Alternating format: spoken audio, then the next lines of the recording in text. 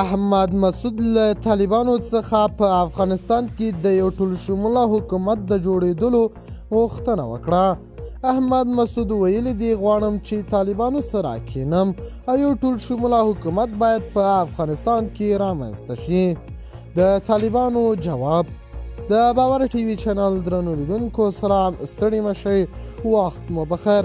هیله لرم چې جوړ او روغ به یې. په سر کې یادونه کوم که باور ټي وي چینل مو نه وي سبسکرایب کړی، په درنښت سره باور ټي وي چینل سبسکرایب کړئ. احمد مسعود یو ځل بیا په دغه هیواد کې د یو ټولشموله حکومت د جوړېدو غوښتنه وکړه او پر طالبانو یې غږ کړی دی چې باید موږ ټول یو ځای شو او یو ټولشموله حکومت جوړ کړو.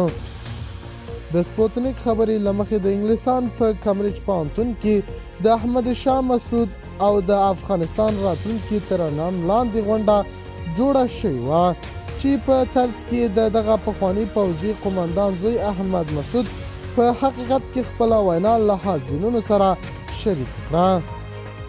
احمد مسعود تړون له یوې امریکایي لابي شرکت سره کړی دی او له طالبانو څخه یې دا غوښتنه هم وکړله چې باید موږ ټولشموله حکومت جوړ کړو او له یوې بل سره ودرېږو.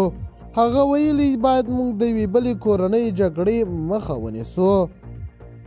احمد مسعود دا پیغام هم طالبانو ته رالیږلی دی چې مونږ په جګړې له یو بل منځه وړل هیڅ کومه ګټه نه لري او نه هم په افغانستان کې جګړه ګټه لري.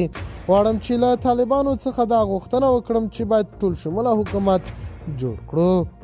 طالبانو تر دې مهاله د احمد مسعود پوښتنو ته ځواب نه دی ویلی، خو دومره طالبانو ویلي دي چې موږ ټولو ته عفه کړې او په ډاډه زړه کولی شي چې خپل هیواد افغانستان ته راستانه شي. د باور ټي وي چینل درنو لیدونکو دا زموږ ته د مهال چمتو کړی خبر. د نورو تازه خبرونو لپاره باور ټي وي چینل په درنښت سره سبسکرایب کړئ. د الله په امان تر بیا ښې چارې.